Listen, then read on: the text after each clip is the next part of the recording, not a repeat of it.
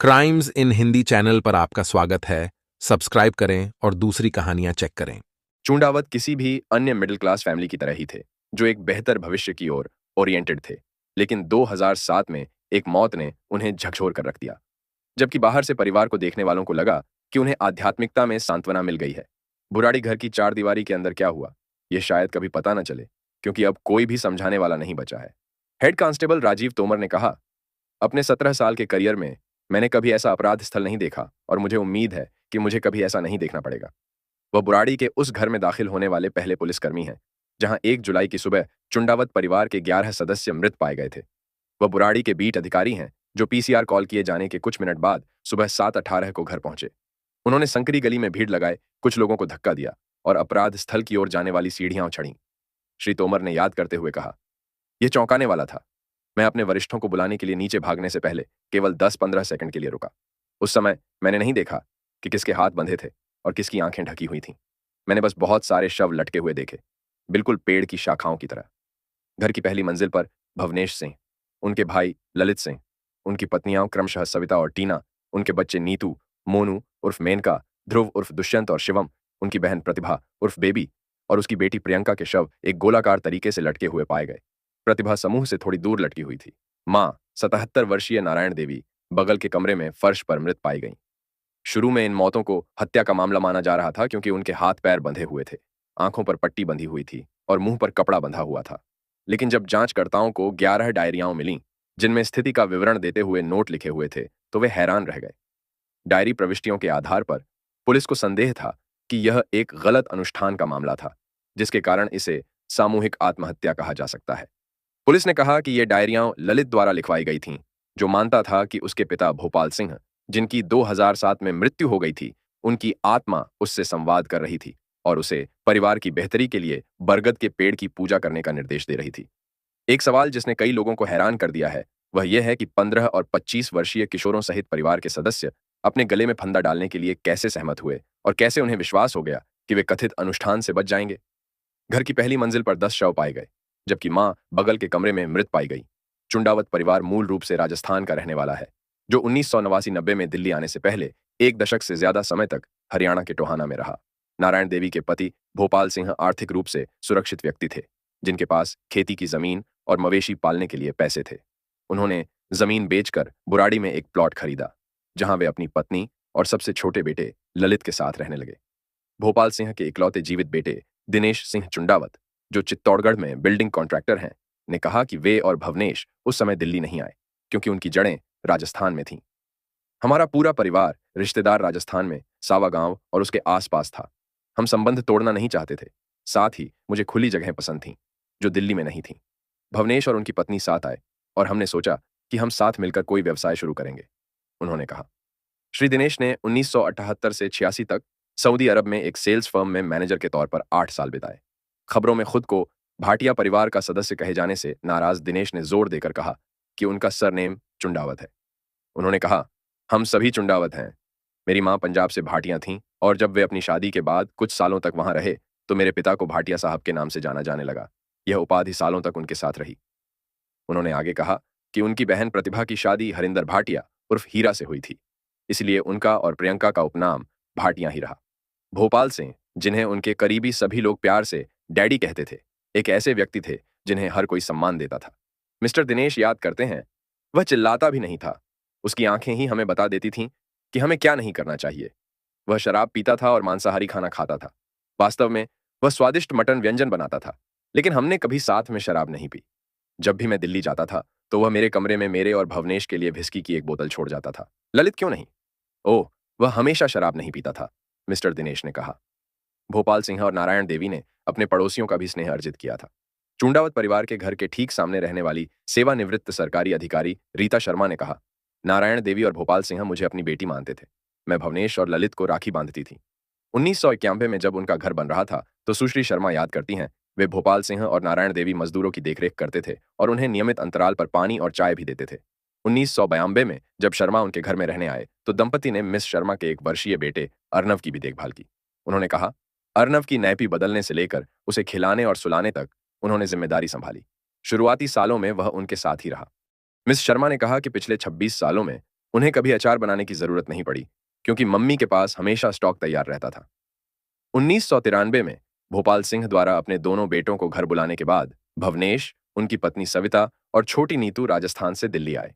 Mister Dinesh ने कहा, मैं नहीं गया, क्योंकि 1992 में मेरा एक्सीडेंट हो गया था और मैं लगभग 12 महीने बिस्तर पर रहा। राजस्थान में मेरा काम भी बढ़िया चल रहा था। 90 के दशक के मध्य में भोपाल सिंह की बेटी प्रतिभा भी उनके साथ दिल्ली में रहने आई। मिस शर्मा ने दावा किया कि प्रतिभा के पति हरिंदर भाटिया शराबी थे और उनके परिवार ने उनके साथ अच्छा व्यवहार नहीं किया। प्रतिभा के पति की मृत्यु के बाद हमें नहीं लगा कि वह अपने घर में खुश रहेगी। हमारे पिता ने हमें उसे वापस लाने, प्रियंका, प्रतिभा और हरिंदर की बेटी को बेहतरीन शिक्षा और उसे एक सफल व्यक्ति बनाने के लिए कहा।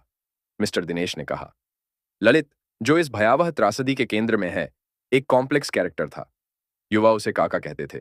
वह एक साथ मजेदार, संकोची और जिम्मेदार था। जब चूंडावत परिवार दिल्ली आया, तब वह कमाने वाला एकमात्र सदस्य भी था। टोहाना निवासी और 1989 से ललित के सबसे अच्छे दोस्त चंद्र प्रकाश मेहता याद करते हैं कि उनके दोस्त के लिए चुनौतियों से निपटना कोई नई बात नहीं थी। दोनों ने हिसार के एक निजी कॉलेज में मेडिकल की पढ़ाई की थी। मिस्टर मेहता ने कहा, ललित इंटर कॉलेज में 1 साल सीनियर था, लेकिन वह जूनियर वर्ष में परीक्षा नहीं दे सका क्योंकि उसका एक्सीडेंट हो गया था। उसे साल दोहराना पड़ा। सीनियर वर्ष में परीक्षाओं के दौरान वह फिर से बीमार पड़ गया। उसे पढ़ाई छोड़नी पड़ी। ललित के दिल्ली चले जाने के बाद दोनों करीबी दोस्त बने रहे और नियमित रूप से एक दूसरे से मिलने जाते थे। मिस्टर मेहता को याद है कि वे ललित के साथ रात में घंटों बैठते थे और कॉलेज के अपने दोस्तों के बारे में बात करते थे। ललित बहुत मजाक करता था। वह शायद हमारे ग्रुप में सबसे मजेदार था, लेकिन वह एक ऐसे व्यक्ति थे जो बकवास नहीं करते थे और उन्होंने कभी सिद्धांतों से समझौता नहीं किया। ललित ने 90 के दशक के बीच में शाहदरा में एक प्लाईवुड की दुकान पर काम करना शुरू किया और लगभग 10 साल पहले उन्होंने बुराड़ी में अपनी दुकान खोली। फरवरी 2002 में उनकी शादी टीना से हुई। 3 साल बाद उनके बेटे शिवम का जन्म हुआ। 2004 में एक बड़ी घटना ने ललित के जीवन को झकझोर कर रख दिया। दिनेश ने कहा, उन्हें प्लाईवुड की कई शीटों के नीचे धकेल दिया गया और आग लगा दी गई। हमें पता था कि यह किसने किया, लेकिन मामले को समझौते के जरिए सुलझा लिया गया। इस घटना में ललित की आवाज चली गई। फरवरी 2007 में ललित के जीवन में चीजें बदलने लगीं, जब उनके पिता की सांस की बीमारी से मृत्यु हो गई। मिस शर्मा ने कहा कि पूरा परिवार टूट गया था और मृत्यु के बाद 10 दिनों तक गरुड़ पुराण पाठ के लिए एक पुजारी को बुलाया गया था। उन 10 दिनों में से एक दिन हम सभी बैठकर प्रार्थना सुन रहे थे। तभी ललित ने अचानक ओम का जाप करना शुरू कर दिया। उसकी आवाज वापस आ गई और सभी ने कहा, डैडी वापस आ गए। उन्होंने कहा। पड़ोसियों ने कहा कि शायद यह अंत की शुरुआत थी। नरेश यादव, जो कुछ घरों की दूरी पर रहते हैं और ललित की दुकान के नियमित ग्राहक थे, ने 2008 में उनके साथ हुई बातचीत को याद किया। मैंने उनसे पूछा कि उनकी आवाज कैसे वापस आई और उन्होंने कहा कि उनके पिता उनके सपने में आए और उनसे पूजा करने के लिए कहा। उन्होंने कहा कि ललित ने फिर कभी अपने पिता के बारे में ऐसे सपनों का जिक्र नहीं किया। मिस शर्मा ने कहा कि ललित और भवनेश के बच्चे उन्हें कीर्तन के लिए बुलाते थे, जो भोपाल सिंह की मृत्यु के तुरंत बाद शुरू हुआ था। उन्होंने बताया, हर रात करीब 9 बजे वे साथ बैठते और 15 से 30 मिनट तक प्रार्थना करते। बच्चे मुझसे कहते थे कि डैडी के आने का समय हो गया। कीर्तन के दौरान ललित सबसे आगे बैठते थे। पिछले कुछ सालों में उन्होंने परिवार में भोपाल सिंह की जगह ले ली थी। चूंडावतों ने अपनी जीवन शैली में भी बहुत बदलाव किए। उन्होंने मांसाहारी भोजन करना और पकाना बंद कर दिया। भवनेश ने घर में शराब पीना बंद कर दिया। पूजा पाठ नियमित हो गया। दुकानों की संख्या 1 से बढ़कर 3 हो गई।